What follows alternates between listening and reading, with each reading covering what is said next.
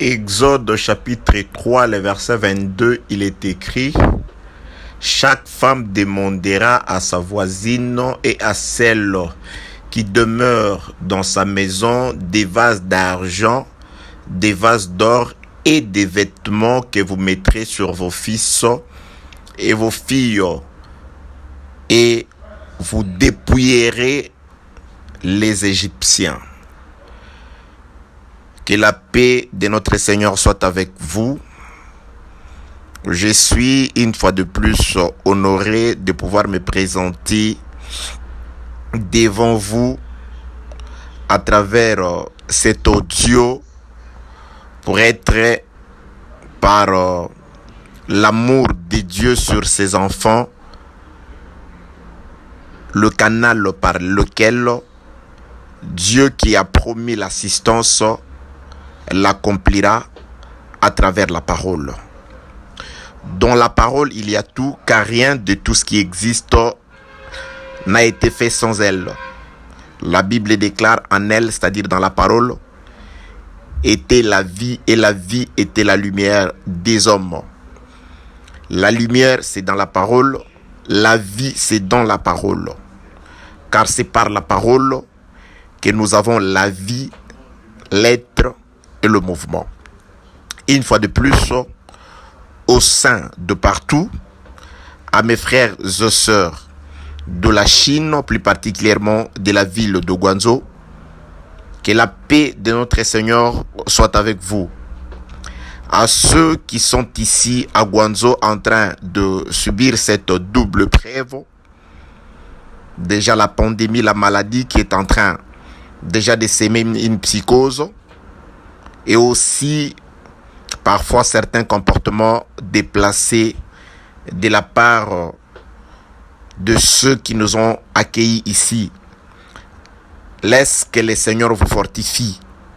Laisse que Dieu soit votre seul et unique protecteur.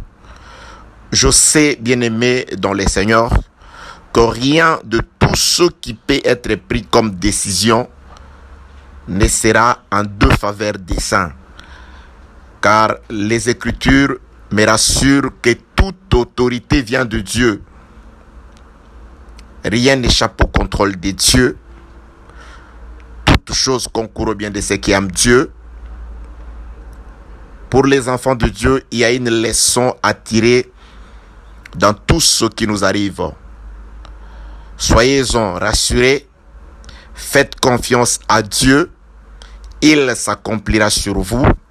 Vous qui êtes ici à Guangzhou en Chine, dans le monde entier, ce qui est écrit dans la parole de Dieu, personne n'a jamais été confus parmi tous ceux qui se sont confiés à Dieu. Il est un refuge idéal. Sa parole ne passe pas. Il a promis d'être le protecteur. Il a promis d'être le directeur et le guide. Il ne permettra pas à ceux qu'il soit retiré de ses mains pour celui qui a cherché refuge auprès de lui.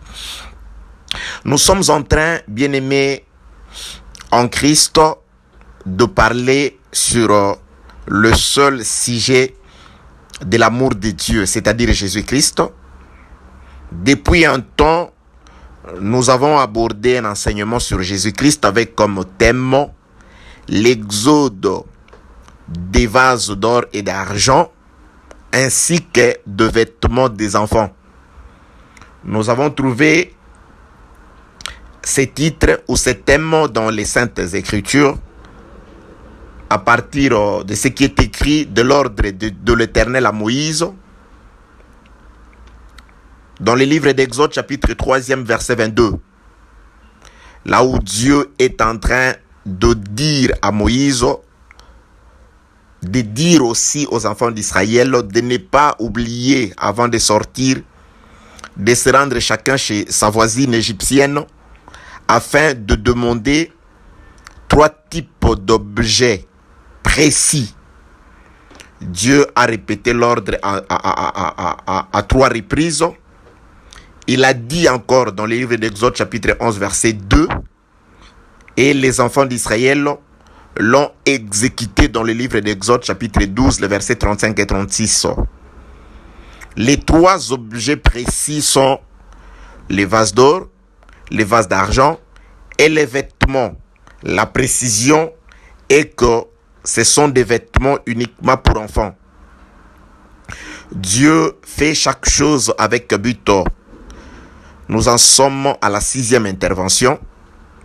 Nous sommes allés comprendre, bien-aimés dans les Seigneurs, que l'ordre de Dieu à Moïse et Moïse au peuple d'Israël parlait tout simplement de l'huile que Moïse dépose sur la tête d'Aaron, qui représente Christ, et de la tête, l'huile descend par la seconde station qui est la barbe, qui représente le ministère, et c'est à partir du ministère que l'huile qui est partie de Christ, en passant par le ministère, peut arriver jusqu'au peuple qui représente, qui sont le pan du vêtement. Dieu a parlé à Christ. Christ a dit, mon Père m'a envoyé et moi je vous envoie. Là, il s'adresse à ses disciples. De même que Dieu n'a jamais soufflé sur Ève, Dieu a soufflé sur Adam et de Adam, Ève a été formée. C'est ainsi, nous disons, que Dieu a oint Christ et Christ nous a envoyés, et par nous, ceux qui sont plutôt le porteur de la bonne nouvelle ou de l'huile de Dieu, l'Église, la masse, le peuple pourra être délivré du siècle présent. Que la paix de notre Seigneur soit avec vous. Les enfants d'Israël qui représentent les ministres doivent parler, bien-aimés dans le Seigneur, doivent parler. C'est pourquoi nous avons toujours insisté. Un ministre, c'est aussi le verbe. D'ailleurs, les comportements, c'est tout simplement l'expression corporelle du verbe. Il parle et il est le premier appliquant de ce qu'il dit.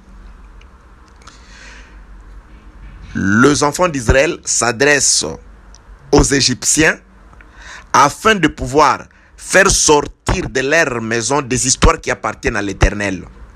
Les vases d'or et les vases d'argent.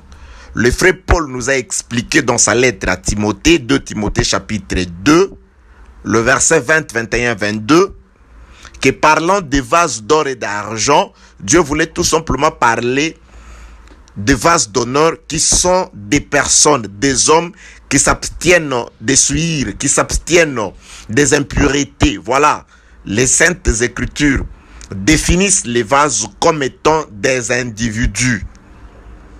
Tout ce que nous disons, chaque interprétation, nous la trouvons dans les saintes écritures afin de ne pas être trouvé menteur. Donc, l'œuvre du ministère, c'est de pouvoir libérer des hommes qui sont captifs du monde, des hommes qui vivent d'après le siècle présent. La parole doit les retirer du monde. Et nous avons lu dans les Écritures, Exode chapitre 12e, les versets 35 et 36, lorsque les enfants d'Israël, obéissant à Moïse qui a obéi à l'Éternel, se sont adressés aux Égyptiens, la Bible déclare, ils trouvèrent grâce. Les Égyptiens ne résistèrent pas à la parole des enfants d'Israël. Ils libèrent ces choses. Ils leur donnèrent des vases d'or, d'argent et des vêtements pour leurs enfants. Ainsi, pour Dieu, l'Égypte a été dépouillée. Quoiqu'il y a eu des richesses qui sont restées, mais l'œuvre de Dieu vise à dépouiller le monde. Dépouiller le monde ne veut pas tout simplement dire que retirer les richesses matérielles du monde, mais faire sortir les hommes qui sont captifs du diable. Pour Dieu, dépouiller quelqu'un, c'est tout simplement récupérer ce qui lui appartient. L'œuvre du ministère vise à dépouiller le monde en faisant sortir du monde ceux qui sont de Dieu. en retirant du monde uniquement les vases d'or, les vases d'argent qui représentent des hommes, des enfants de Dieu. L'évangile est prêché, mais il n'y a que les parfaits qui sont ceux à qui réellement l'évangile est adressé, selon les frères Paul. Bien-aimés, je vous donne une illustration. Les deux espions entrent dans la maison de Rahab. N'oubliez pas que le frère qui a écrit la lettre aux Hébreux dit que c'était par la foi que Rahab pouvait recevoir les espions. Donc si Rahab avait la foi à cette époque-là, c'est que Rahab avait l'esprit de Christ. La Bible déclare, tous ceux qui ont travaillé avant, c'était par l'esprit de Christ. Parce que Rahab reçut les espions chez elle à la maison. Je vais juste prendre une petite illustration, un petit exemple. Lorsque Rahab a reçu les espions dans la maison, la Bible précise, je suis dans le livre de Josué chapitre 2e. Rahab le plaça sur le toit. Elle resta dans la maison. La nuit, Rahab fit quelque chose. Seule, elle monta sur le toit. Voyez le mouvement prophétique, c'est un mouvement très prophétique. Rahab laisse la maison. Elle monte sur le toit. Qu'est-ce que Rahab va faire sur le toit? Où étaient les espions qui sont venus du près de Josué? N'oubliez pas que Rahab avait la foi, c'est-à-dire la grâce, l'esprit de Christ sur elle, en elle. Selon Hébreux chapitre 11. Elle monte sur le toit. Elle va intercéder, pas pour tout le monde, mais uniquement pour ceux de sa famille. Il dit, vous voyez comment j'ai risqué ma vie pour vous. Ah, voilà. Donc, le fait de monter sur le toit, Rahab parle, il parle de sa mort pour les espions. Je connais quelqu'un qui a accepté de mourir pour faire gloire à quelqu'un. Il dit, oh Père, si tu peux éloigner cette coupe de moi, mais non ma volonté, mais ta volonté. Il est mort afin d'accomplir la volonté de celui qu'il est venu représenter sur la terre. Rahab parle de comment elle a mis sa vie en danger. Elle a accepté même la mort pour ces gens-là. Et la récompense de cet acte-là, Rahab veut que sa famille aussi trouve grâce. Elle monte pour intercéder pour ceux de sa famille. On lui dit, voilà, nous comprenons que tu as risqué ta vie pour nous. Nous allons t'accorder ce que tu nous as demandé, les saluts de ceux de ta famille. Mais tu appelleras ceux de ta famille pour venir ici. Tu vas les ramener dans cette maison ici. Bien-aimés, vous savez, ce n'est pas facile. La maison connue dans toute la cité comme étant la maison d'une prostituée. Et on vous dit, voilà, les saluts, c'est dans cette maison-là. Oui, dans la cité, on l'appelle Rahab, la prostituée. Mais les saluts se trouvent dans cette maison-là. Quand vous êtes dans la ville, c'est la maison de Rahab, une prostituée. Mais en dehors de la ville, c'est la seule maison qui porte les signes. Donc, il faut sortir de la ville pour se rendre compte que seul qui est qualifié de prostituée dans la ville, c'est sa maison. C'est dans sa maison que se trouve le salut. C'est pourquoi Jésus-Christ, il nous a d'abord amenés en dehors de la ville comme étant un aveugle pour nous guérir. Allons en dehors de la ville. Car c'est en dehors de la ville qu'on peut avoir une bonne vision de la maison du salut. C'est une prostituée de l'intérieur. Maintenant, écoutez la raison pour laquelle je suis allé chercher cet exemple-là. Rahab dit ceci. On le dit à Rahab, bien sûr. Écoutez l'ordre qui semble contradictoire, l'ordre des espions qui semble contradictoire. Ils disent, ok Rahab, il n'y a pas de problème. Tu peux appeler ceux de ta famille, ton père, ta mère, tes frères et sœurs. Tu les ramènes ici. Ils dirent encore, les espions dirent ici, ils donnent une interdiction. Ils donnèrent plutôt une interdiction à Rahab. Si tu racontes à quelqu'un quelque chose qui nous concerne, notre serment sera nul. Oh! Ils obligèrent à Rahab de fermer sa bouche, de ne rien raconter sur la visitation des espions, sur ce qui va arriver dans la ville. Si Rahab ouvre sa bouche pour faire des déclarations concernant ce qu'elle sait des espions, à qui que ce soit, le serment de la protection de Rahab sera nul. Dois-je parler ou pas? Parce qu'il y a ma famille. Ah oui, je comprends. Bien aimé, ne vous en faites pas. Jésus-Christ, le seul qui a reçu les espions. Jésus-Christ, le seul dont la maison est l'endroit de sécurité sur la terre. Jésus-Christ, le seul, celui qui a été considéré comme humilié des hommes, comme puni de Dieu, châtié de Dieu, comme abomination, ayant été mis au nombre des malfaiteurs. Celui qui a aussi été considéré comme une prostituée dans la maison d'Israël. Oui, parce que la loi disait, tu n'apporteras pas dans la maison de l'Éternel ton Dieu les prix d'une prostituée ou d'un chien. Donc, lorsqu'on a vendu Jésus-Christ, cet argent, on ne pouvait pas l'accepter dans les trésors parce que parmi l'argent qui ne pouvait être accepté dans les trésors, c'était aussi les prix d'une prostituée. Donc, sa maison de l'intérieur, Israël les considère comme une prostituée, une femme prostituée. Mais de l'extérieur, nous qui avons la vision à partir de l'extérieur, nous savons que c'est la seule maison où il y a les signes du sang. Si vous y entrez, vous aurez la vie sauve. Mais on lui interdit de parler. Si Jésus-Christ ouvre sa bouche pour déclarer ce qu'il sait de ce qui va arriver sur Jéricho, les serments du salut s'annulent.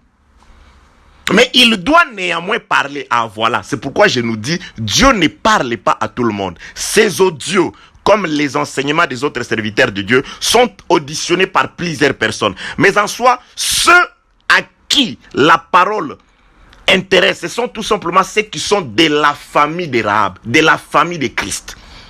On parle dans une église de plusieurs personnes. Il n'y a que ceux qui ont le récepteur, c'est-à-dire la foi, qui pourront saisir les seigneurs. Car il lui a été interdit de parler à quiconque. Mais qu'est-ce que tu dis, cher frère? Oui, je dis tout simplement, je parle. Tout le monde écoute, mais tout le monde n'entend pas. Et je ne m'adresse pas à tout le monde. Parce que si la parole devient salutaire pour tout le monde, le serment du salut est annulé. Car Dieu connaît ses enfants. Dans l'arche, comme dans la maison d'Irahab, les places du salut sont réservées et connues. Ce n'est pas tout le monde de la ville, mais il faut avoir les sons d'Irahab. Il faut avoir les sons de Christ, la vie de Christ. Il faut avoir l'identité de Christ. Et cette identité, nous ne la recevons pas dans le temps, depuis l'éternité. Pourquoi est-ce que je suis allé prendre cet exemple? Pour dire tout simplement que lorsque les enfants d'Israël s'adressent aux Égyptiens, il y a plusieurs choses dans la maison. Mais ceux qui doivent sortir, ou celles qui doivent sortir parlant des choses, ne sont que les choses qui sont énumérées, qui ont été énumérées par Moïse, lequel a aussi reçu l'ordre de la part de l'Éternel.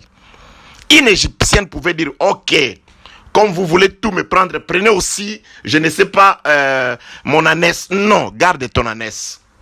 Mais prenez aussi, j'ai les bronzes ici, j'ai des diamants, garde ton diamant.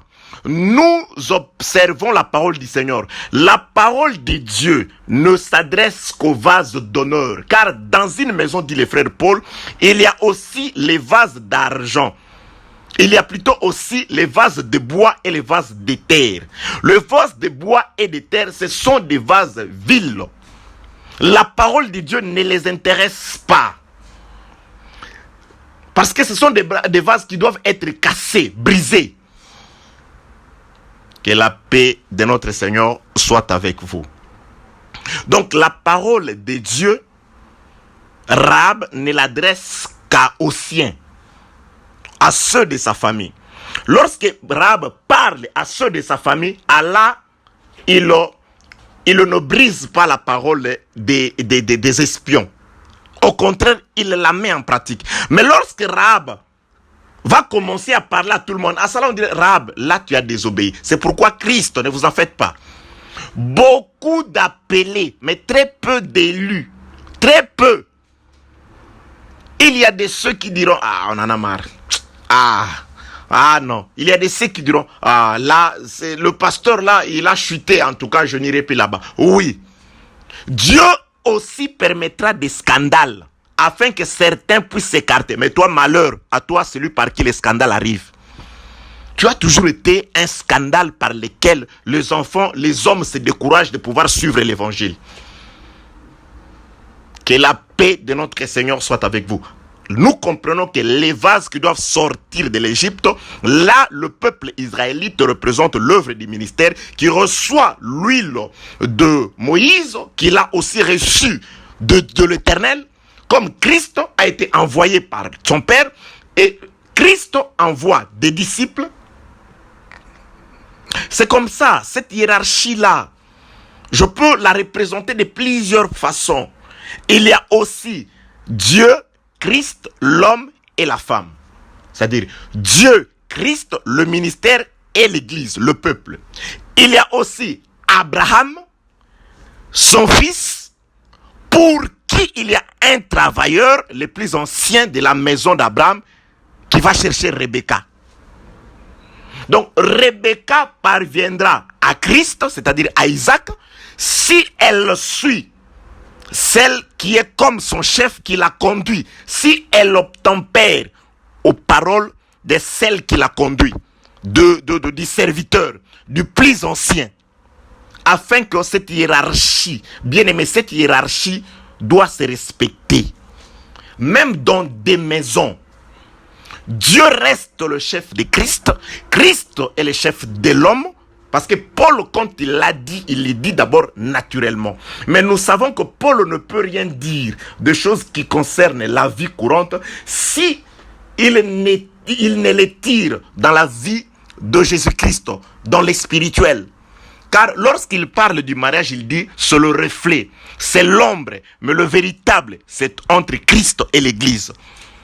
C'est pourquoi tout rapport doit être comme celui de Christ et l'Église. Il dit, de même que l'Église est soumise à Christ, les femmes aussi. De même que Christ aime l'Église, les hommes aussi doivent aimer. De même que Christ supporte, là le frère Pierre dit, de même que Christ supporte l'Église, en quelque sorte, l'homme doit aussi supporter la femme, sachant que c'est un être faible, pour ne pas avoir des obstacles dans sa prière. Donc, Abraham est le chef d'Isaac, Isaac est le chef du serviteur, le serviteur est le chef de la femme. Attention, parce qu'elle est son conducteur, elle l'a conduit.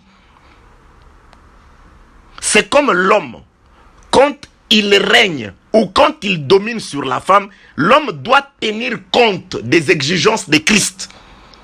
L'homme ne fait pas n'importe quoi à la femme parce qu'il est écrit qu'il est le chef de la femme. Non. Sa domination, c'est en rapport avec les exigences du chef qui est au-dessus de sa tête. C'est comme Christ aussi, il domine sur nous par rapport à la parole de Dieu qui est au-dessus de toutes choses. Que la paix de notre Seigneur soit avec vous. On vérifie le temps. Voilà, bien-aimés, dans le Seigneur. Donc, l'exode des vases, c'est Dieu qui parle à Christ, Christ qui parle au peuple d'Israël, et le peuple d'Israël utilise la parole de Dieu par Moïse afin de libérer les vases qui sont captifs des Égyptiens. Dieu a parlé à Jésus-Christ, Jésus-Christ s'est adressé au ministère, et le ministère parle au peuple, au monde, afin que le monde libère.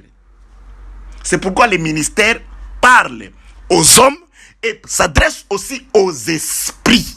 Parce que la Bible déclare, Jésus-Christ est mort. Il est revenu à la vie afin de régner sur les morts et sur les vivants. Au ministère, Dieu a donné le pouvoir sur les naturels et sur les spirituels. Nous parlons aux hommes et nous parlons aussi aux esprits. Car nous présentons ce qui est au-dessus de tout nom qui peut se nommer, non seulement dans ces temps, même dans les siècles à venir. Le ministère s'adresse même à ce qui est invisible, qui est des tendances ennuyeuses, qui apportent des ennuis, la maladie, la pauvreté, le lien, toutes ces choses-là.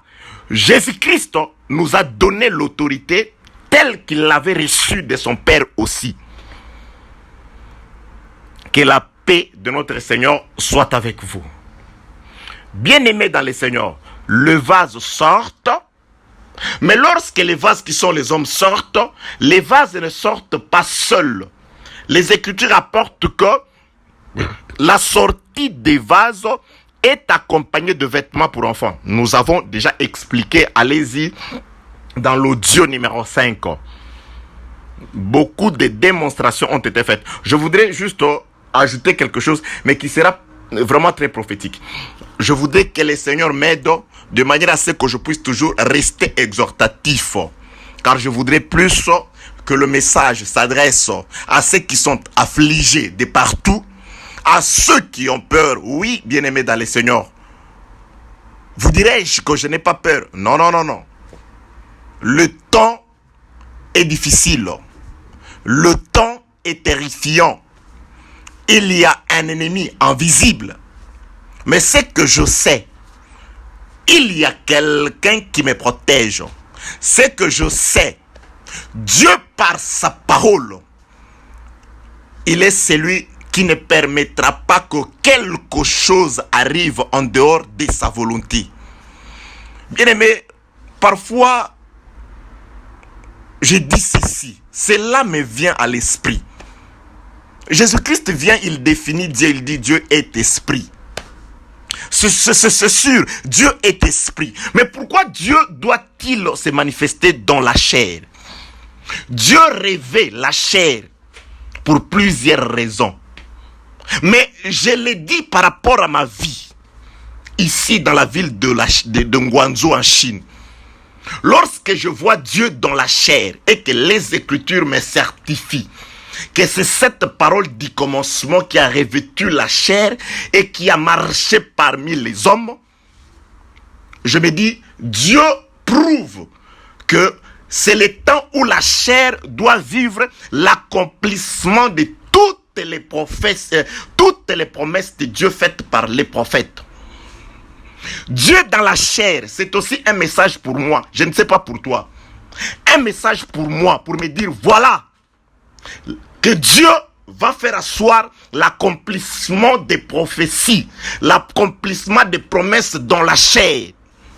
Dieu qui avait promis la victoire, par Jésus-Christ, Blanchard dans la chair doit vivre la victoire.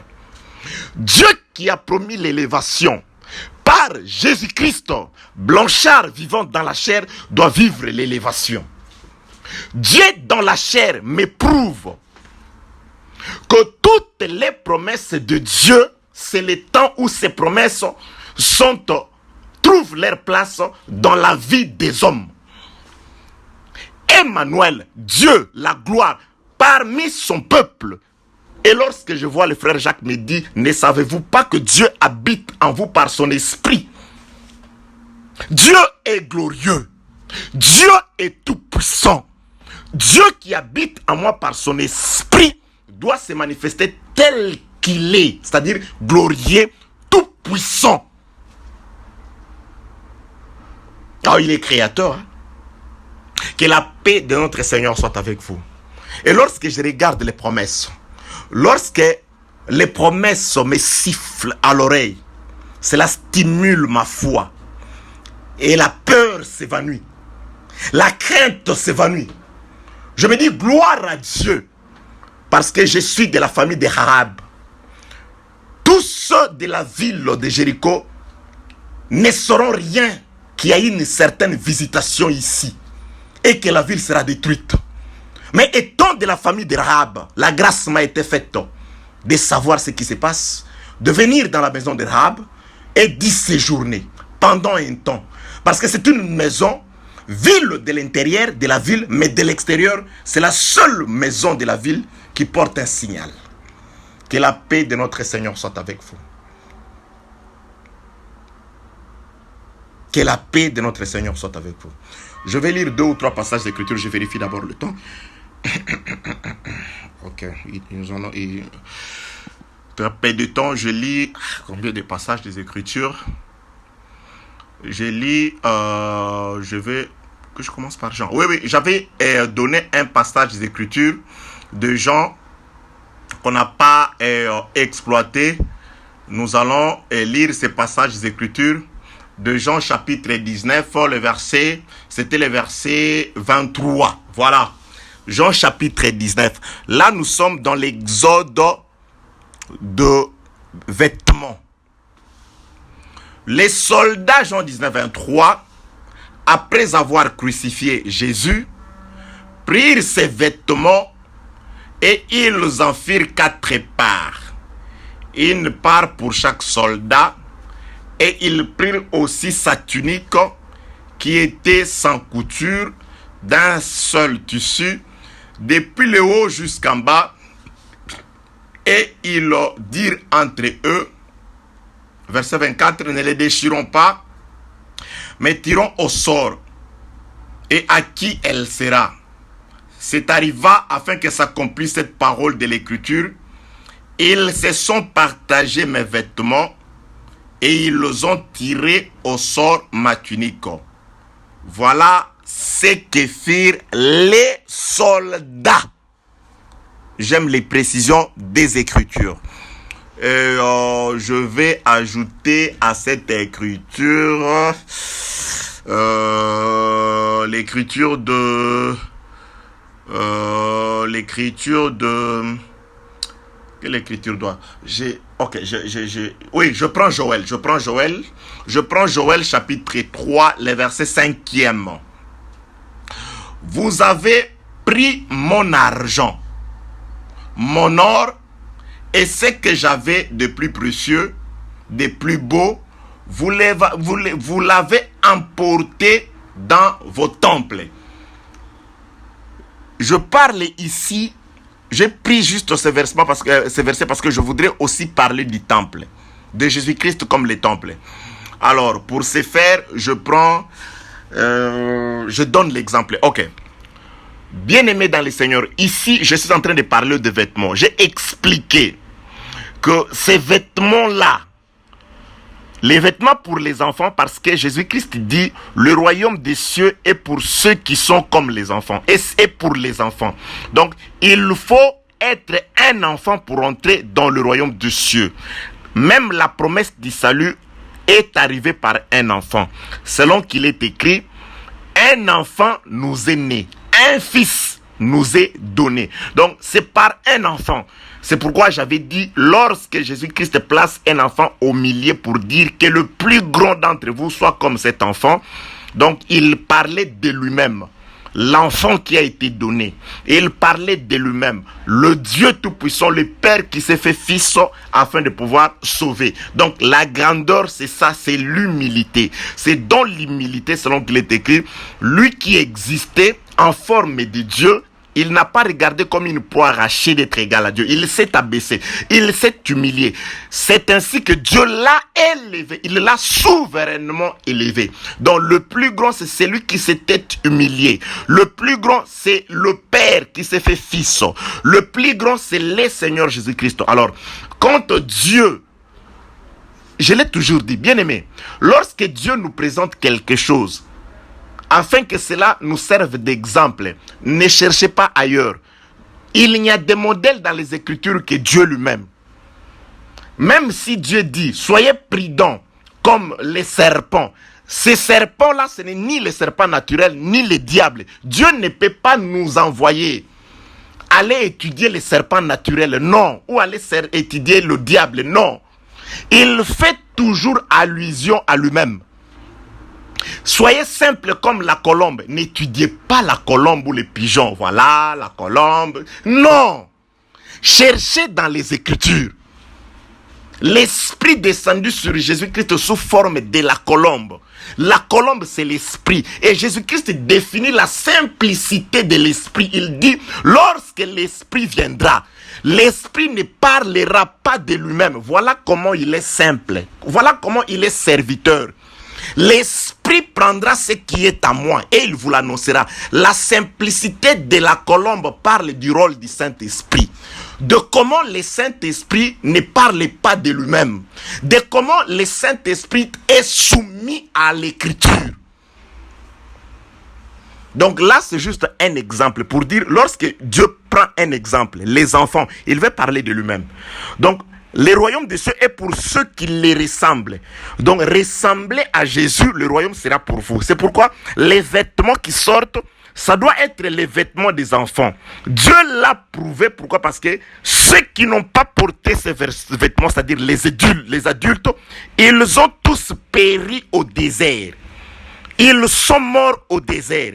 Donc, le royaume des cieux était pour ceux qui ont porté des vêtements égyptiens. C'est pourquoi on demande des vêtements des enfants. Le vase d'or et d'argent qui représente le peuple, l'homme qui s'abstient de la suivre, sort avec les vêtements des enfants. C'est aussi les vases qui s'identifient aux enfants qui sont prêts pour le royaume. Je crois dans l'audio prochain, lorsque je parlerai du baptême des vases, parce que le vase doit être baptisé avant d'arriver entre les mains de Moïse. Ici, bien-aimés dans le Seigneur, on vérifie toujours le temps. Ici, bien-aimés dans le Seigneur, l'Éternel est en train de parler, c'est-à-dire on nous donne l'illustration. J'ai dit, le modèle c'est Jésus. Jésus-Christ ici, avant de le crucifier, on doit lui ôter ses vêtements. La Bible parle qu'on lui a enlevé les vêtements. Néanmoins, il y a des gens qui représentent un certain, je ne sais pas, en tout cas, je n'aime pas même citer, donner même l'exemple de ces histoires-là. Avec un morceau de linge tout autour de rein. Jésus, avec un morceau de linge tout autour des reins, il ne peut pas être mon Seigneur. Il y a plusieurs passages d'écriture qui ne s'accompliront pas. Bien-aimé, Adam, lorsque Dieu l'a créé, quand il était parfait, Adam n'avait pas de vêtements. Adam était nu. Mais il ne s'en rendrait pas compte. Il ne savait pas. C'est pourquoi aussi, Jésus-Christ ne peut pas nous sauver s'il ne revêt pas la nature du premier Adam. Il accomplit, il manifeste que c'est lui, c'est Adam. Adam était nu. L'homme et la femme étaient nus. Le Seigneur ne peut pas monter à la croix pour me sauver, c'est-à-dire me ramener à l'état d'Adam avant la chute, s'il ne devient pas totalement comme Adam. Cessez de représenter le Seigneur avec un morceau de linge. Adam était nu et il ne le savait pas. Jésus aussi, lorsqu'il le recrucifie, il doit aussi fermer les yeux. Adam était comme un aveugle. Jésus aussi doit devenir aveugle. Il doit mourir. Mais il doit mourir nu pour accomplir ma rédemption. Pour me dire, Blanchard, voilà, je t'ai sauvé. Tu redeviens comme tu étais. Parce que le vêtement est venu avec le péché. C'est quand l'homme a péché que Dieu lui a fait des vêtements pour remplacer ce qui s'était fait lui-même. Le vêtement, c'est le symbole du péché. C'est pourquoi aussi le frère Job dit, nu je suis venu, nu je rentrerai. Il ne parle parce que lorsqu'on enterre quelqu'un, on l'habille quand même. Mais Job parlait de comment l'homme est venu, nu. Et de comment l'homme rentre à Dieu nu. Il parle de l'œuvre de la croix. Il parle aussi d'Adam. C'est l'abomination. Avec un morceau de linge. Mais ils se sont partagés ces vêtements. C'est prophétique. Que la paix de notre Seigneur soit avec vous. Dieu est merveilleux. Jésus-Christ, je t'aime, Seigneur, parce que tu nous as aimés. Ton amour, c'est de te révéler à nous. Tu nous as aimés, tu ne t'es pas caché parce que tu veux que nous soyons sauvés. Nu, je suis venu, a dit Job. Nu, je répartirai. Je suis venu dans le monde comme à Adam, les premiers. Nu, le vêtement est venu avec le péché. Pour montrer que j'anéantis le péché, je dois partir comme je suis venu. C'est-à-dire, Jésus-Christ doit reprendre la stature d'Adam. Nu, les soldats le font par révélation. Tout ce qu'ils font d'ailleurs. Les vêtements, 4 soldats. 4 soldats, 4 parts. 1 part, 2 parts, 3 parts, 4 parts. L'homme est resté nu. Je m'en vais dans la première interprétation. Alléluia. Jésus-Christ est merveilleux. Je suis dans le livre d'Ésaïe chapitre 20. Vous commencez du premier verset. C'est beaucoup plus le 3e verset. On présente Ésaïe. Dieu dit à Ésaïe, Ésaïe, enlève ton sac et tes chaussures. Ésaïe se promena nu. Lorsque Ésaïe se promène nu et déchaussé, je donne juste une parenthèse, bien aimé dans le Seigneur. Jésus-Christ aussi à la croix s'était déchaussé. Parce que les chaussures aussi, ça parle de la gloire. Parce que si Jésus est monté avec ses chaussures à la croix, mais il y a une prophétie qui ne se serait pas accomplie. Parce qu'il est écrit que lui, il doit écraser la tête du serpent. Mais le serpent doit le mordre au talon. Mais s'il est chaussé, comment le serpent le mordra-t-il au talon? Car les talons de Jésus-Christ doivent être mordus. Et aujourd'hui, nous sommes sauvés grâce à la morsure du Seigneur Jésus-Christ à la croix. Parce que lorsqu'il a été mordu à la croix, il s'est blessé. Et Jésus-Christ à l'église, c'est un homme blessé au talon. Parce que l'église, c'est une terre. Et lorsque Jésus-Christ marque son empreinte, on doit voir le sang de Jésus-Christ. Il laisse l'empreinte de son pied par son sang, le sang qu'il a reçu à la croix. Lorsqu'il a combattu, il a été blessé. Et maintenant, nous sommes la terre qui porte la marque de Christ. Et la marque de Christ, c'est la marque du sang qui doit sortir de son talon. Que la paix de notre Seigneur soit avec nous. Oui, c'est la marque de Christ. Nous sommes égaux à cette maison. L'agneau meurt, le sang de l'agneau à l'extérieur nous protège. Jésus-Christ meurt, car c'est ça la blessure. Et Jésus ne pouvait pas mourir s'il avait les chaussures. S'il avait cette gloire qu'a vu Jean-Baptiste. Il dit, je ne peux t'ôter les chaussures. Oui, Jean-Baptiste, tu ne peux pas. Mais il va l'ôter lui-même. Lorsque les soldats sont arrivés, il avait des chaussures. Qui es-tu, Jésus? Ils sont tombés parce qu'il avait des chaussures. Il dit non, je dois enlever ces chaussures. Je dois enlever ces chaussures parce que si je n'enlève pas les chaussures, effectivement, j'écraserai les serpents. Cette portion s'accomplirait. Mais une autre portion ne s'accomplira pas parce que les serpents doivent me mordre.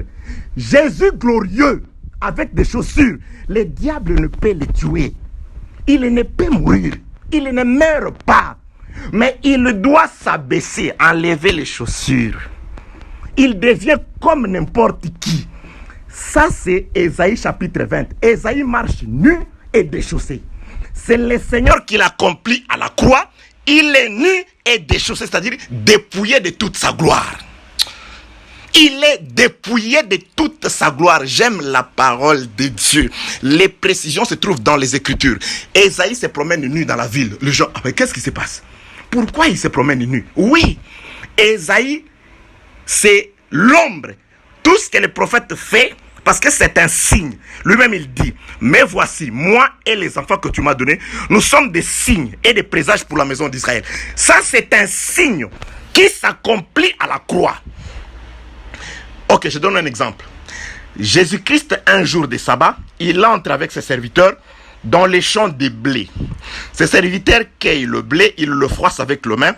Cela indigne les pharisiens. Mais pourquoi tes serviteurs sont en train de pouvoir profaner les sabbats?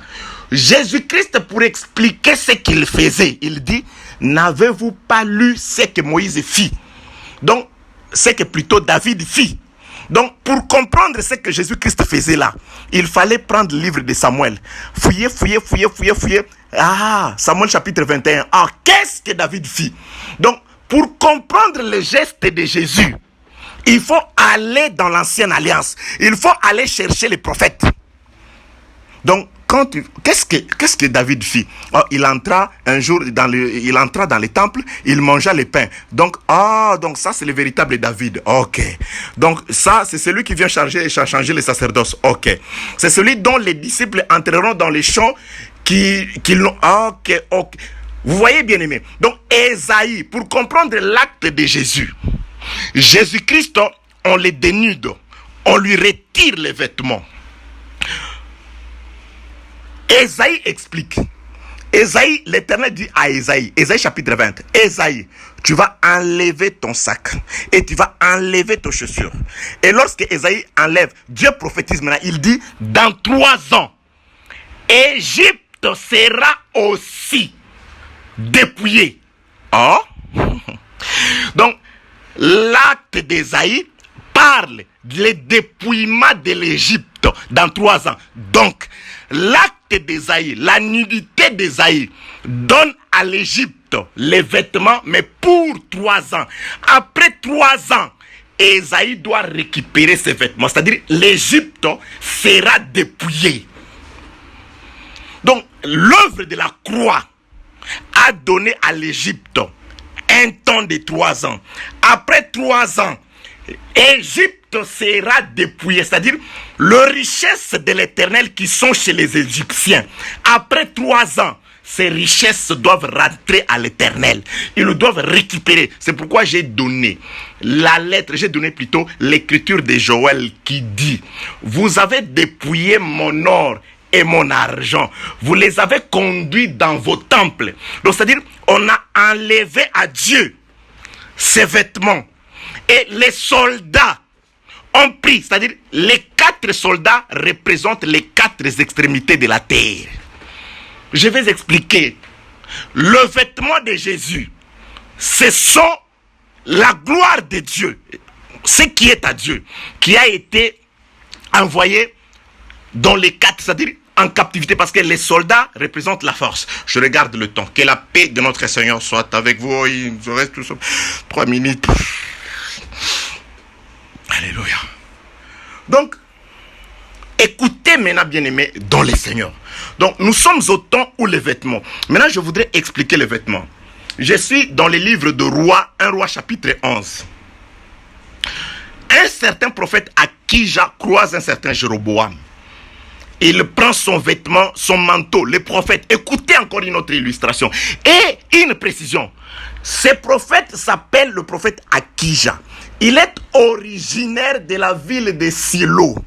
Silo, c'est la ville où Josué, c'est là, dans cette ville, que Josué a partagé les royaumes. C'était à Silo.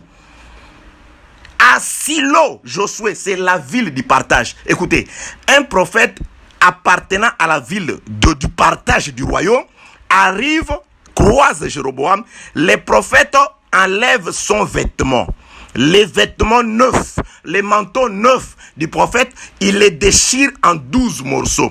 Il donne 10 morceaux à Jéroboam, il reste avec 2 morceaux. Il dit, ainsi l'Éternel partage les royaumes d'Israël et il te donne une partie.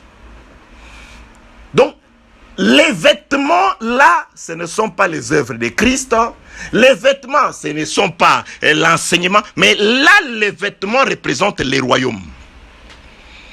Les vêtements, c'est les royaumes. Donc, lorsque Jésus-Christ, comme étant le véritable prophète, lorsqu'on prend ces vêtements et on les divise en 4 parties par les soldats, chaque soldat amène une partie. Donc, c'était une prophétie sur la captivité d'Israël. Donc, l'œuvre de la croix a fait que Israël devrait être éparpillé dans les 4 vents de la terre. Donc, en captivité, les soldats devaient venir captiver Israël. Par la mort de Jésus-Christ, c'était Israël qui s'en allait captif. Donc, c'était dès lors et de l'argent appartenant à l'Éternel qui devrait aller en Égypte pour aller orner les temples égyptiens. Je donne un exemple. Le roi Sédécias, roi d'Israël, ne se conduit pas conformément à la volonté de l'Éternel. Dieu parle de son serviteur Nebuchadnezzar, c'est-à-dire Dieu renforce un païen, un roi babylonien. Ce roi envoie son chef d'armée avec des soldats. Ils arrivent. Qu'est-ce qu'ils font? Ils détruisent des choses. Je n'ai pas le temps d'exhorter. Seigneur, j'exhorterai après. Bien aimé, c'est deux choses dans la vie. Le roi a détruit d'abord la muraille de Jérusalem. Lorsque la muraille tombe, les temples aussi tombent. C'est deux choses. C'est pourquoi la reconstruction d'Israël, on vient, Esdras vient construire les temples, reconstruire les temples, et Néhémie vient plaider pour le muraille. Il y a des gens dans la vie où ces deux choses ont déjà tombé. La muraille, c'est la protection. Et la véritable protection, c'est les temples. Bien aimé, ces deux choses-là. Le roi Nebuchadnezzar, son armée vient détruire la muraille, détruire aussi les temples. Et quand on détruit les temples, on creve les yeux, on aveugle le roi, on amène les rois en captivité et ils amènent aussi les ustensiles du temple. Les ustensiles qui étaient en or et en argent, tous les ustensiles du temple quittent Jérusalem pour Babylone. C'est-à-dire la destruction du temple, le renversement de la muraille, l'aveuglement du roi égale le déplacement, l'exode des ustensiles du temple, des objets d'adoration qui doivent quitter Jérusalem pour aller vers Babylone, afin d'accomplir la prophétie d'Ésaïe sur les rois, et comment il s'appelle, ce roi qui était malade, Ézéchias, qui est revenu, qui a été guéri de sa maladie. Il a reçu une ambassade babylonienne. Il a introduit les Babyloniens dans sa maison. Il leur a fait voir tout, même son arsenal. Tout. Le prophète vint et lui dit, qu'est-ce que tu as montré à ces gens? Qui sont d'abord ces gens? Ce sont des Babyloniens qui sont venus pour me consoler. Qu'est-ce que tu leur as montré? Je leur ai tout montré. Il n'y a rien de ce qui est ici que je ne leur ai pas montré. Même son arsenal, oui, ton arsenal. Mais il prophétise, il dit, il viendra un temps où le roi de Babylone viendra, il prendra tout ce qu'ils ont vu et il l'amènera là-bas à Babylone. Donc prophétiquement parlant, nous sommes au temps où le culte a quitté Israël. Le culte est à Babylone. Ici, Babylone, c'est le temps des nations. C'est le temps où nous sommes en train de vivre. Pour adorer en Israël, les temples détruits. Pour adorer, il faut venir à Babylone parce que il y a les ustensiles ici. Il y a Daniel et ses compagnons sont là. C'est-à-dire, tout est ici, chez les Babyloniens. Donc, maintenant, inutile, cher pasteur, je ne sais pas, d'aller faire des pèlerinages là-bas à Jérusalem. Hein? Il n'y a rien là-bas, s'il vous plaît. Les ustensiles du temple sont ici. C'est-à-dire, tout ce qui est au Seigneur, l'or de l'Éternel est chez les Égyptiens maintenant. Mais il viendra un temps. Matthieu chapitre 24, Jésus-Christ dit ceci. Je donne juste le verset. Je viendrai l'expliquer dans l'audio suivant où il parle de ces anges qui sonneront de la trompette afin de rassembler les élus qui sont aux quatre coins de la terre. La trompette de rassemblement, je parlerai sur Nombre chapitre 10. Que la paix de notre Seigneur soit avec vous. Je ne sais même pas, je crois, le frère de Wichato. En tout cas, voilà, bien-aimés dans le Seigneur, ils sont sacrifiés. On leur enverra une petite exhortation où nous allons nous battre de manière à ce qu'on puisse, je ne sais pas, on va faire quelque chose. Voilà, bien-aimés dans le Seigneur. On parle de ustensiles du temple. Le roi Nebuchadnezzar arrive, son armée, Nebuzaradan, je crois, son chef d'armée, il arrive avec son armée, ils détruisent la muraille du temple, au même moment, ils détruisent les temples, ils prennent le roi, ils l'enchaînent et ils le crevent les yeux. Un roi aveugle qu'on amène en captivité, Et maintenant, ils entrent dans la ville. Ils prennent les ustensiles du temple afin que s'accomplissent les paroles d'Ésaïe sur Ézéchias. Ce qu'ils ont vu, c'est ce qu'ils vont amener. Oui, le ministère aussi, c'est ça. Dieu a amené les captifs, ils ont vu la gloire. Bien-aimés, l'ambassade babylonienne à Jérusalem, ils n'ont pas seulement vu l'or et l'argent, ils ont aussi vu l'arsenal. C'est pourquoi ce qu'ils ont vu, c'est ce qu'ils doivent ramener chez nous. Le ministère n'a pas seulement vu la gloire de Jésus-Christ, mais il a aussi vu l'arsenal. La puissance dans l'église contre les esprits impurs, contre les puissances des ténèbres, contre l'esprit de mort, contre l'esprit, tout esprit satanique. Frère, nous avons aussi vu l'arsenal. Le roi Ézéchias ne nous a pas caché son arsenal. Ésaïe dit, ce qu'ils ont vu, c'est ce qu'ils rapporteront. Si nous avons été dans le conseil de Dieu, c'est que nous avons aussi vu la puissance.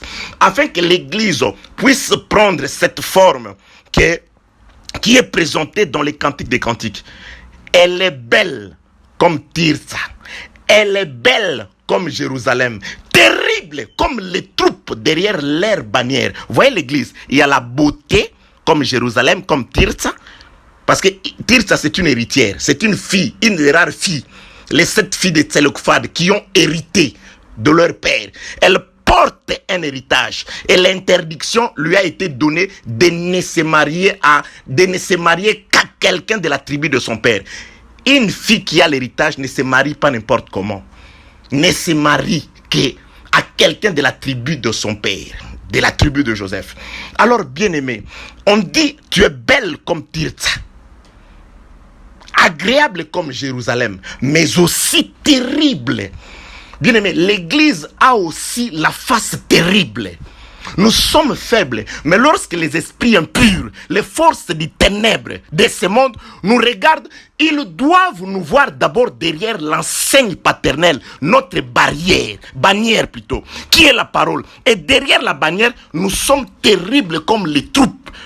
Lokola Bamapinga, comme des militaires, comme des soldats. Voilà ce que nous sommes bien-aimés dans les Seigneurs. Je suis allé là-bas tout simplement pour dire que dans l'église, il y a la gloire, il y a des révélations, des prophéties, toutes ces choses, mais il y a aussi la puissance. L'église doit manifester la puissance de Jésus-Christ aussi. Voilà, bien-aimés dans le Seigneur, on prend les vêtements de Jésus-Christ. Et quand on prend les vêtements de Jésus-Christ, on les partage en 4 parties. Les vêtements sont partagés en 4 parties par des soldats. Chaque soldat émène une partie des vêtements de son côté. Ils sont 4. Et le roi Akija qui déchire son vêtement, un prophète qui est un signe qui s'accomplit en Jésus, il dit, ces vêtements c'est le royaume. Parce que le roi Akija vient de Silo, la ville du partage. C'est à Silo qu'on partage. Je reviendrai sur la danse des filles de Silo. Je n'ai pas eu beaucoup de temps de l'exploiter. C'est terrible. Dieu nous dira des choses merveilleuses. La danse des filles de Silo. Parce que les filles de Silo doivent danser si elles veulent être enlevées par les hommes de Benjamin. Parce que les hommes de Benjamin sont maudits. Ils ne peuvent pas aller parler à une femme comme ça. Elles regardent. Ils sont plutôt dans les vignes. Ils regardent, ils observent les danseuses. À un moment donné, ils descendent. Ils enlèvent les danseuses. Ok. Bien-aimés dans les Seigneurs, le vêtement ici, c'est le royaume. Les prophètes définissent les vêtements comme le royaume. Et je donne encore un exemple. Joseph, dans la maison de son père l'a aimé. Il lui donne un vêtement. Lorsque les pères donnent un vêtement à Joseph, les Écritures rapportent, Joseph avait un vêtement de plusieurs couleurs. Les vêtements là, je le ramène toujours dans l'essence du royaume. Donc Joseph était le seul des fils de Jacob à qui le père a remis la charge, la responsabilité du royaume. Donc Joseph portait le royaume de Dieu, le royaume de son père dans son corps. C'est pourquoi Jésus-Christ dit, le royaume des cieux ne vient pas de manière à frapper aux yeux. Voici, il est au milieu de vous. Il parlait de lui. Donc, Jésus, quand il marchait sur la terre, il avait sur lui, il portait le royaume. Les royaumes, mais attention, un royaume a plusieurs couleurs. C'est-à-dire, lorsque Jésus marche, nous étions sur lui, nous étions avec lui, mais nous étions différentes parce que c'est un vêtement à plusieurs couleurs. Nous étions pas unis, séparés, chacun suivait sa propre voie, comme dit Ésaïe chapitre 53. Chacun suivait sa propre voie. C'est ce que nous étions, des brebis errants. Ça, c'est la multiplicité de couleurs. Chacun avait sa propre couleur. Chacun avait sa propre tribu. Chacun avait sa propre vie. Voilà Joseph vivant. C'est pourquoi ses frères, ils dirent non, Joseph doit mourir. Lorsqu'ils tuèrent Joseph, tu me diras, ils ne l'ont pas tué, ils l'ont déjà tué. Parce que la Bible dit, si tu dis je tuerai, c'est que tu as tué. Donc l'acte qu'ils ont fait, et ils ont tué Joseph. Joseph comme Christ en soi ne meurt pas. Mais c'est l'animal, la chair qui meurt, l'esprit s'en va. Donc aujourd'hui, c'est l'esprit de Christ qui est vers nous les Égyptiens, mais la chair est morte à la croix. Donc ils tuèrent Joseph. Et quand ils tuèrent Joseph, ils comprirent non. Joseph est mort. Donc les royaumes, les vêtements ne peuvent pas rester ici. Les vêtements doivent retourner au Père. La mort de Joseph fait que les vêtements de Joseph doivent rentrer au Père. Nous étions perdus, éparpillés. Chacun suivrait sa propre voie. Mais par la mort de Jésus-Christ, nous voici aujourd'hui retournés au Père. Nous sommes allés auprès du Père, mais avec une précision. Les frères toujours révélés, ils disent que non, les vêtements c'est le royaume qui doit rentrer au Père. Le vêtement est venu avec plusieurs couleurs, c'est-à-dire chacun vivant à son côté et à sa manière. Mais quand nous rentrons, on doit prendre les vêtements, on doit les mêler au sang, de manière à ce que tous les vêtements, toutes les couleurs puissent être diluées dans une seule couleur qui est la couleur du sang. Lorsque nous rentrons au Père, bien-aimés, nous avons une seule voix.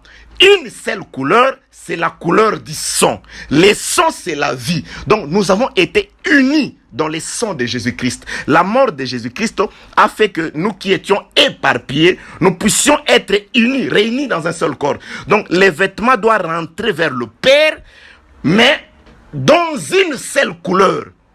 Le Père reconnaît les vêtements. Pourquoi? Parce que c'est le royaume qui est venu vers lui. Donc, bien-aimés dans le Seigneur, les vêtements de Jésus, ça c'était juste une parenthèse pour expliquer toujours que le vêtement peut aussi parler du royaume. Donc, les vêtements de Jésus-Christ, c'est le royaume d'Israël. Dans un premier temps, je reviendrai aussi. Le vêtement de Jésus-Christ, c'est le royaume d'Israël qui doit être partagé dans les 4 coins. Les 4 coins, c'est aussi les 4 extrémités de la terre où les enfants d'Israël se retrouvent jusqu'à présent. Il y a un enseignement qui n'est pas de Dieu. Non, voilà, les enfants d'Israël sont déjà rentrés dans leur royaume. Il y a déjà l'étoile de David, ils ont un drapeau. Non, ce n'est pas de ça qu'il s'agit. Bien-aimés, aussi longtemps l'église est sur la terre, les enfants d'Israël ne peuvent pas rentrer. Les enfants d'Israël rentreront lorsque nous partirons. Je suis dans le livre de Lévitique chapitre 23e. Lorsque nous partirons, c'est-à-dire la moisson sera faite, nous partirons. Un temps se passera. Au 7e mois, il y avait le premier jour. Une fête qui s'annonçait au son de la trompette. C'est-à-dire, il faut qu'il y ait le son de la trompette. C'est pourquoi je vais expliquer Matthieu chapitre 24 où on dit: les anges sonneront de la trompette pour rassembler les élus.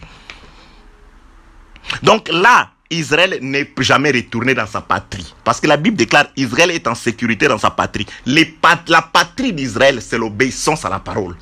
Et Israël ne peut jamais rentrer si les 2 oliviers ne sonnent pas d'abord la trompette. Et ces 2 oliviers ne peuvent pas sonner la trompette aussi longtemps l'église est encore sur la terre, bien-aimés dans le Seigneur. Donc, ils ne rentrent pas encore. C'est-à-dire, les vêtements se trouvent encore entre les mains des Égyptiens. Les ustensiles sont encore à Babylone. Les ustensiles ne sont pas encore rentrés. Que la paix de notre Seigneur soit avec vous. Donc, on partage les vêtements de Jésus-Christ.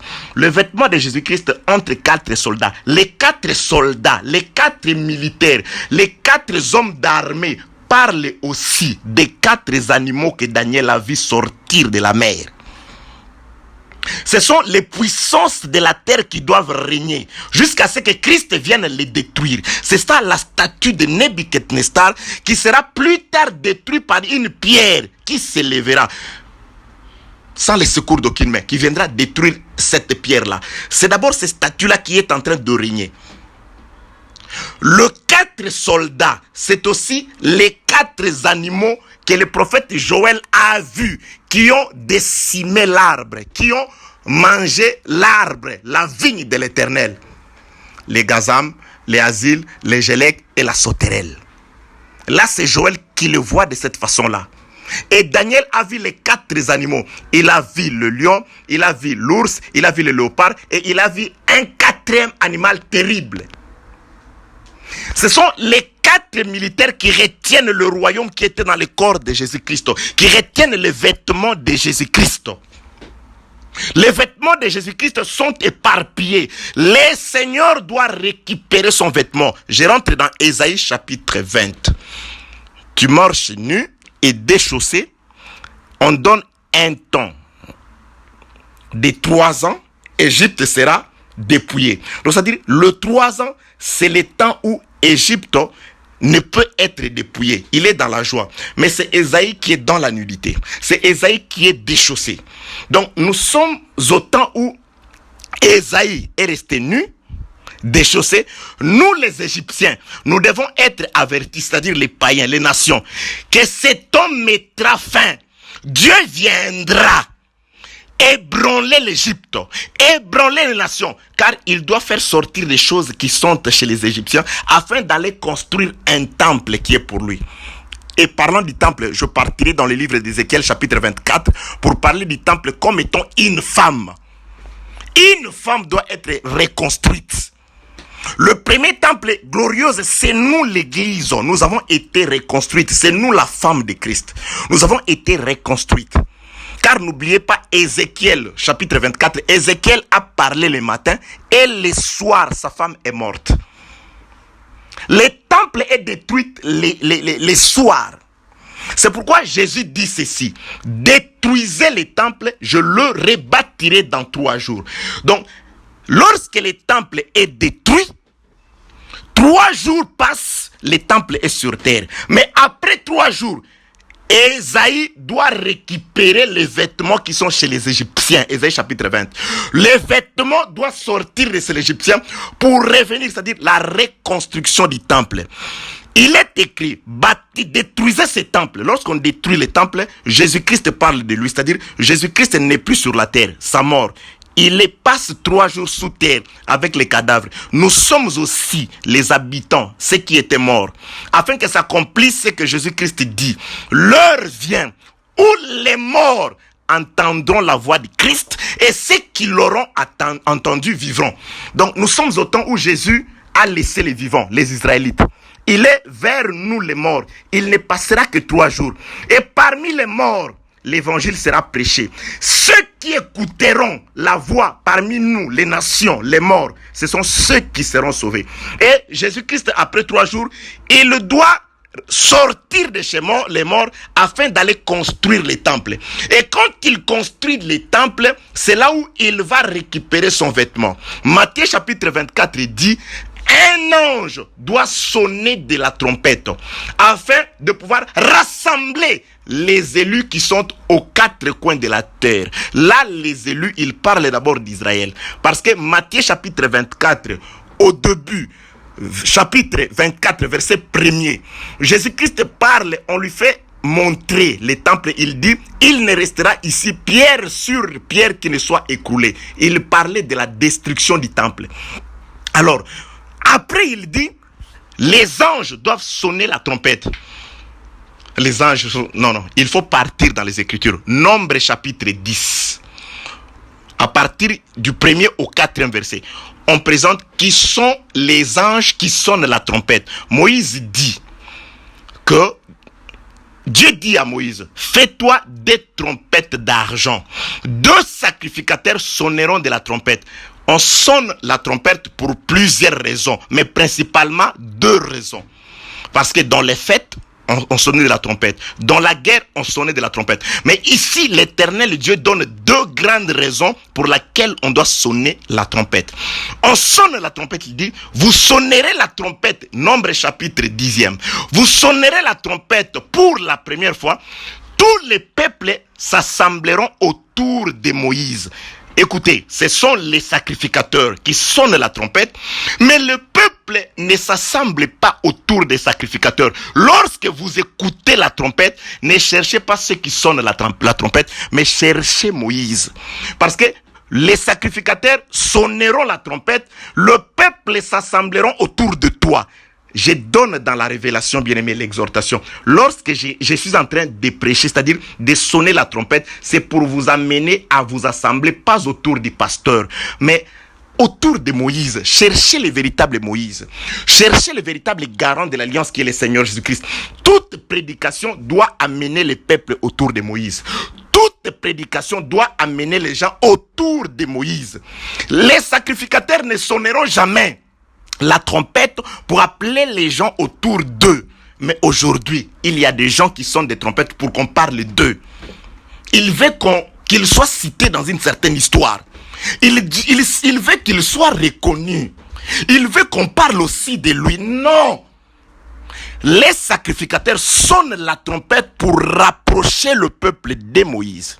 C'est-à-dire, avant qu'on ne sonne la première trompette, le peuple était assis en désordre, chacun dans sa tente. Au désert, chacun dans sa tente. Il pouvait y avoir quelqu'un d'Éphraïm assis dans la même tente que quelqu'un de Juda. Ils sont là, parce que la trompette n'est pas encore sonnée. Tout le monde est assis en désordre. Mais lorsqu'on sonne la trompette et que le peuple vient autour de Moïse, c'est là où chacun choisit sa place. Chacun regarde la bannière de son père. Et moi je suis d'Éphraïm, ma place c'est l'Occident. Et moi je suis de Juda, ma place c'est l'Orient. Mais toi tu viens ici, tu es de quelle tribu? Oh, de Dan, va là-bas au nord. Mais Ribin tu vas où? Au sud, à midi, au sud. C'est-à-dire, lorsque nous nous rassemblons autour de Moïse aujourd'hui, Dieu replace chacun à sa place. Dieu donne à chacun selon ce qu'il a résolu de lui donner. Ne cherchez pas à envier. Non, pourquoi là-bas? Je vais là-bas parce que lorsque nous nous rassemblons, le soleil me frappe ici. Non, bien aimé. Reste à ta place. Dieu sait pourquoi tu dois rester là-bas. Dieu sait pourquoi tu dois être là. Je suis dans le livre de Matthieu chapitre 24 où Jésus-Christ dit ceci. Les anges sonneront la trompette afin de rassembler les élus. Je parle maintenant de la trompette de rassembler. Mais Jésus-Christ ne peut pas parler de ces choses s'il ne l'avait pas déjà dit à un prophète. Dieu ne fait jamais rien sans avoir révélé son secret à ses serviteurs au pluriel, les prophètes au pluriel. Lorsque les anges sonneront la trompette, allons demander au prophète Moïse. Qu'est-ce que Dieu lui a dit? Il dit voilà, les anges, ce sont les sacrificateurs qui sonnent la trompette parce que Dieu leur a donné 2 trompettes d'argent. Et quand ils sonnent ces trompettes-là, le peuple regarde Moïse. Le peuple cherche Moïse. Oh, le peuple cherche Moïse. Chacun abandonne sa tente. Chacun abandonne son travail. Maintenant, on cherche Moïse. Les trompettes doivent tourner tous les yeux vers Moïse. On ne cherche que Moïse. La parole ne doit nous aider à chercher que Jésus. Jésus, bien aimé, Jésus, autour de Jésus, pas autour des sacrificateurs. Nous avons la trompette, nous avons l'enseignement, nous avons la parole, mais les sacrificateurs ramènent. La trompette rapproche les gens de Moïse. Et il y a une seconde trompette qui doit sonner. Et cette trompette-là, lorsqu'on la sonne, la Bible déclare, je suis dans le livre de Nombre chapitre 10. C'est pour le départ des camps. Donc, c'est-à-dire, il y a une trompette de rassemblement d'abord. C'est-à-dire, vous ne partirez pas si on ne sonne pas. C'est-à-dire, si vous ne vous rassemblez pas d'abord autour de Moïse. Aujourd'hui, c'est parfois étonnant. Je parlerai par rapport à Israël. Mais je parle d'abord par rapport à nous dans la révélation. Les gens veulent partir en enlèvement. C'est-à-dire, écouter la seconde trompette du départ. Mais la seconde trompette du départ, comment vous allez l'écouter si la première trompette qui rassemble les gens autour de Moïse, vous ne l'avez pas écoutée? D'abord, c'est autour de Moïse, dans l'enseignement, dans la parole. C'est pour ceux qui sont autour de Moïse que la trompette va sonner afin qu'ils puissent partir. Et la seconde trompette est accompagnée de paroles telles que « Ô Éternel, lève-toi » afin que tes ennemis se dispersent. Donc c'est une trompette qui annonce aussi la guerre. Mais la guerre ne vient pas aussi longtemps que les deux sacrificateurs n'ont pas encore réuni les élus autour de Jésus-Christ, autour de Moïse. Donc, la première trompette, c'est cette trompette qui va ramener de l'or et de l'argent qui se trouve chez les Égyptiens, qui va ramener les 4 vêtements de Jésus-Christ retenus par les 4 militaires. On sonne la trompette, ces vêtements-là sortent, reviennent autour de Moïse. C'est alors qu'une seconde trompette sonnera, qui marquera le départ plutôt, avec des paroles qui accompagneront ce départ-là. Lève-toi, Éternel. Là, ce sera les lions de la tribu de Juda, parce que le départ des camps, c'était d'abord à l'avant-bras, c'était Juda, le lion de la tribu de Juda. Il se lève. Lève-toi, ô Éternel. Là, c'est les lions qui avaient déployé ses genoux. Il va se lever maintenant. Et les ennemis vont se disperser devant l'Éternel. Qu'est-ce que je voudrais dire? Je voudrais résumer de cette façon. Malheureusement, nous avons pris beaucoup de temps. Il y a une catégorie de gens qui sera vraiment sacrifiée. Que le Seigneur soit loué. Je ne sais pas ce que nous allons faire. Nous allons nous débattre pour partager même ces messages en deux. Je voudrais tout simplement dire ceci. Voilà, bien-aimés dans le Seigneur. Donc, les prophètes Ésaïe se promènent nus, déchaussés. La prophétie dit dans 3 ans, c'est-à-dire ce n'est pas immédiatement. Donc Dieu laisse un temps de préparation aux Égyptiens, c'est-à-dire vous voyez, ils marchent nus et déchaussés. Dans 3 ans, vous serez aussi dépouillés. Donc aujourd'hui, l'œuvre de la croix nous accorde 3 ans, nous accorde 3 jours, parce que Jésus-Christ doit passer 3 jours chez les morts que nous sommes, afin que les morts écoutent la voix de Christ et ceux qui l'auront écouté vivront. Donc parmi nous les morts, après 3 jours, il doit sortir de chez les morts afin de rebâtir, de reconstruire les temples. La reconstruction du temple, c'est ça la résurrection de la femme d'Ézéchiel, qui est tout simplement la réhabilitation de la maison d'Israël. Et la réhabilitation de la maison d'Israël, c'est ce que nous appelons aussi la récupération de vêtements du Seigneur Jésus-Christ qui se trouve pour le moment en captivité entre les mains des 4 soldats. Les 4 soldats, ce sont aussi les nations qui dominent sur Israël. Et Jésus-Christ dit dans le livre de Matthieu chapitre 24, les anges doivent sonner la trompette afin de rassembler les enfants, les élus, il parle des élus, qui sont éparpillés sur les 4 extrémités de la terre. Et nous avons compris que parlant des anges qui sonnent la trompette, il s'agit tout simplement des 2 sacrificateurs. Les 2 sacrificateurs qui sonneront la trompette, qui unira le peuple autour de Jésus-Christ, qui ramènera le peuple à la vraie adoration. C'est ça même, Apocalypse chapitre 11, qui se fera par l'enseignement des 2 oins, l'enseignement des 2 oliviers. 2 prophètes qui prophétiseront, l'un avec l'esprit de Moïse et l'autre avec l'esprit d'Élie, avec pour objectif de reconstruire Jésus-Christ dans le cœur du peuple de Dieu. Avant que la seconde trompette ne soit sonnée, c'est cette trompette qui sera les trompettes qui fera lever l'Éternel afin de pouvoir disperser ses ennemis. Donc j'ai dit ceci, bien-aimés dans le Seigneur. Voilà, nous sommes dans l'exode des vases et de vêtements des enfants. Donc les vases de l'Éternel, c'est aussi la maison d'Israël, c'est aussi ces ustensiles qui étaient à Juda. Par la désobéissance du peuple de Juda, un roi est venu de l'extérieur. Qu'est-ce qu'il a fait? Il a amené le roi captif, il a aussi amené le peuple en captivité, il a aussi amené les ustensiles du temple, de l'or, de l'argent, tout ce qui était utile pour les cultes, il a fait déplacer de Jérusalem vers Babylone. Nous sommes au temps où le culte est en train d'être célébré à Babylone. Mais le culte ne restera pas toujours à Babylone, car il faut qu'il y ait des gens qui rentrent au 7e mois aussi, comme ce fut le cas avec Esdras, pour reconstruire les temples, et avec Néhémie pour reconstruire les murailles de Jérusalem. Donc le culte rentrera. Donc nous avons 3 jours, le temps de pouvoir savoir, bien aimé dans le Seigneur, c'est le jour du salut pour nous. C'est le temps favorable pour nous de comprendre la parole de Dieu, d'aimer Jésus-Christ, de marcher selon le Seigneur, sachant que ce temps est un temps limité. Ce temps prendra fin. Dieu est avec les morts. Il est dans les séjours de mort. Il est en train d'enseigner, de nous enseigner. Il est en train de nous parler. Il est en train de nous exhorter. Car, avait dit Jésus, l'heure vient, elle est déjà venue, où les morts entendront la voix du Fils de l'homme. Ceux qui l'auront entendu vivront. Donc c'est le temps où nous étions morts par nos offenses, nous étions morts par nos péchés. Voilà le temps de l'évangile pour nous. Voilà la disponibilité du salut. N'attends pas demain. Moi, je ne te prêche pas d'attendre demain. Je ne te prêche pas de pouvoir...